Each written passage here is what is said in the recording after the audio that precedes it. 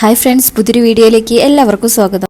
ഐശ്വര്യ വസുന്ധരയോടും ശ്യാമയോടും അരുണിനോടുമായിട്ട് പറയണേ, അശ്വതി അരുണിന്റെ അഭി അവളെ ഞാൻ കോടതിയിൽ നിർത്തി പൊരിക്കും. ഇത് കേൾക്കുമ്പോൾ എല്ലാവർക്കും ദേഷ്യം വരുന്നുണ്ട്. എങ്കിലും വസുന്ധര പറയും, ഐശ്വര്യ ഞാൻ നിന്നോട് താഴ്മയായിട്ട് പറയാ, ഇനിയും എന്റെ അരുണിനെ ഇങ്ങനെ ദ്രോഹിക്കരുത്. ശ്യാമയ്ക്കും ഇനി എത്ര രൂപയാ വേണ്ടത് പറ, എന്റെ കയ്യിലുള്ളതൊക്കെ ഞാൻ തരാം. അരുണേട്ടനും അശ്വതി ചേച്ചിയും ശ്രീകുട്ടിയെയും ഇനിയെങ്കിലും നിങ്ങൾ ജീവിക്കാൻ അനുവദിക്കണം. ആഹാ, എന്നാ നീ എനിക്ക് നിന്റെ കുഞ്ഞിന്റെ പേരിൽ എഴുതി വെച്ച ആനന്ദ നിലയത്തിലെ പകുതി സ്വത്ത് എഴുതി തരണം. അത് കേൾക്കുമ്പോ എല്ലാരും ഞെട്ടും. ഐശ്വര്യ പറയും, തരില്ല, ഒരിക്കലും തരില്ല അല്ലേ? എനിക്കറിയാം നീ തരില്ലെന്ന്. ഇനി ഇവിടെ അച്ഛൻ വന്ന് കാല് പിടിച്ചാലും ശരി, ഐശ്വര്യ പിന്മാറില്ല. എങ്ങനെയെങ്കിലും ഞാൻ കേസ് ജയിക്കും. എന്ത് ചതി ചെയ്തിട്ടാണെങ്കിലും ഞാൻ ജയിക്കും. ആരെയും ഞാൻ വെറുതെ വിടില്ല.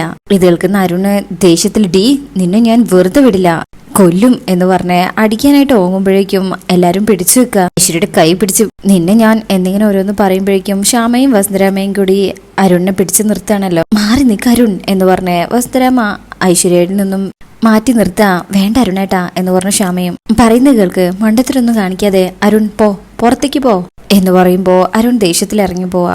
വസുന്ധരയ്ക്ക് അങ്ങ് ദേഷ്യം വരും. ഡി എന്ന് വിളിച്ച് ഐശ്വര്യക്ക് നേരെ പോകുമ്പോഴേക്കും, അമ്മേ വേണ്ട, പറയുന്ന കേൾക്ക് എന്ന് പറഞ്ഞിട്ട് വസുന്ധരാമയെ അവിടുന്ന് പറഞ്ഞേക്ക.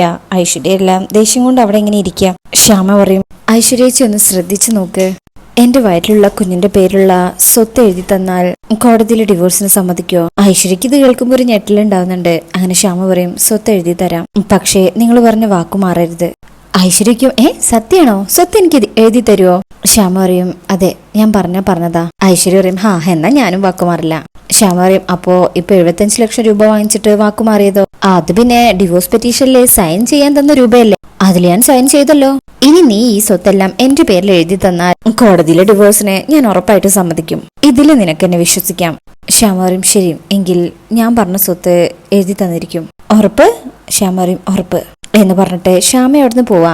ഐശ്വര്യക്കാണെങ്കിൽ ഭയങ്കര സന്തോഷാവും. ഒടുവിൽ എന്റെ ആഗ്രഹങ്ങളെല്ലാം സാധിക്കാൻ പോവാ. ഒടുവിൽ ആനന്ദ നിലയത്തിൽ എല്ലാവരും എന്റെ അടിമകള്, വെറും അടിമകൾ എന്നിങ്ങനെ പറഞ്ഞ് സന്തോഷിച്ച് നിൽക്കണേ.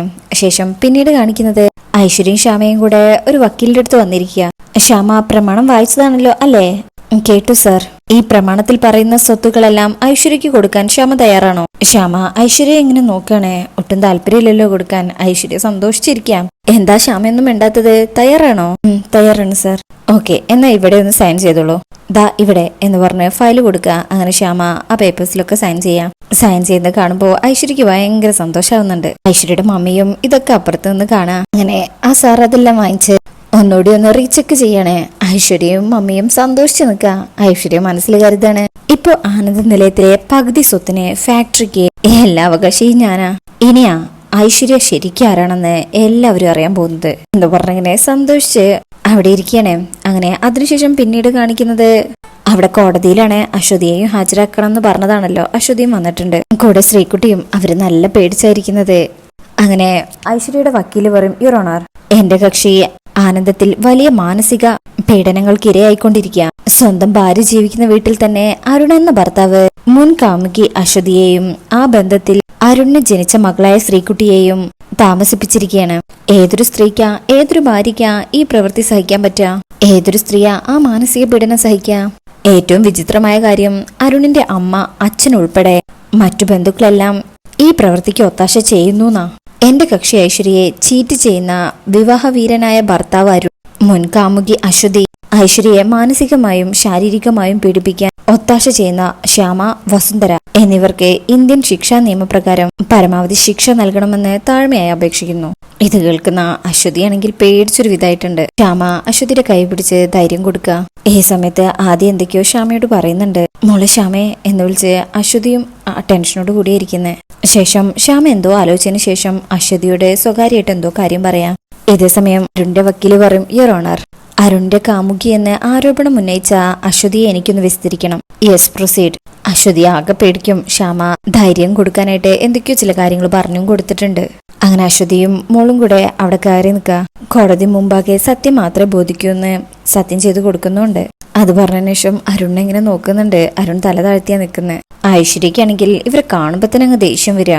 അങ്ങനെ വക്കീല് വയ്ക്കും, അശ്വതി അല്ലേ? അതെ. വക്കീല് വയ്ക്കും, ശ്രീകുട്ടി അശ്വതിയുടെ മകളാണോ? അതെ. അശ്വതി കുറച്ചു നാളായിട്ട് ആനന്ദ നിലയത്തിലാണോ താമസം? അതെ. വക്കീല് വയ്ക്കും, എന്താ അവിടെ ആരെങ്കിലും അശ്വതിയുടെ ബന്ധുക്കളാണോ എന്ന് നോക്കുമ്പോ അശ്വതി ഒന്നും മറുപടി പറയുന്നില്ല. വക്കീലേക്കും അപ്പോ കോടതി ആരോപിക്കുന്നത് പോലെ അശ്വതി അരുണിന്റെ മുൻ കാമുകിയാണോ? അശ്വതി ഒന്നും മിണ്ടാതെ പേടിച്ചിങ്ങനെ നിക്കാ. മറുപടി പറയൂ. അശ്വതി പേടിച്ചു വരച്ചുകൊണ്ട് പറയും, കാമുകിയല്ല. ഇത് കേൾക്കുമ്പോ ഐശ്വര്യാണ് ഇപ്പൊ ഞെട്ടുന്നത്. അല്ലെങ്കിൽ അരുണിന്റെ ഇല്ലീഗലായിട്ടുള്ള ഭാര്യയായിരിക്കും അല്ലേ? ഈ ചോദ്യം കേട്ട് അരുണും പേടിക്കുന്നുണ്ട്. വക്കീലേക്കും ആണോ? അശ്വതി ഒന്നും പറയുന്നില്ല. പറയൂ, അരുണിന്റെ ഭാര്യയാണോന്ന്. അതിനും അശ്വതി മറുപടി ഒന്നും പറയാണ്ട് ഇങ്ങനെ നിൽക്കുന്നത് കാണിച്ചുകൊണ്ടാ ഈ എപ്പിസോഡ് കഴിയുന്നത്. പക്ഷെ പ്രമോല് കാണിക്കുന്നത് അശ്വതി എല്ലാ ചോദ്യത്തിനും അല്ലെന്നുള്ള മറുപടിയാ പറയുന്നത്. അരുണിന്റെ ഭാര്യയല്ലെന്നും ശ്രീകുട്ടി അരുണിന്റെ അച്ഛനല്ലെന്നും. അതിനുശേഷം പുറത്തിറങ്ങിക്കഴിഞ്ഞാല് തന്റെ നാവ് കൊണ്ട് തന്നെ ഇങ്ങനെ പറഞ്ഞല്ലോ എന്നുള്ളൊരു വിഷമത്തിലാണ് അശ്വതി ഇങ്ങനെ കരഞ്ഞു നിൽക്കുന്നത്. അപ്പോൾ ഇങ്ങനെയൊക്കെയാണ് ഈ ഭാഗത്തുള്ളത്. ഈ റിവ്യൂ ഇഷ്ടപ്പെട്ടിട്ടുണ്ടെങ്കിൽ ചാനൽ എല്ലാവരും ഒന്ന് ലൈക്ക് ചെയ്ത് സബ്സ്ക്രൈബ് ചെയ്ത് സപ്പോർട്ട് ചെയ്തേക്കണേ. താങ്ക്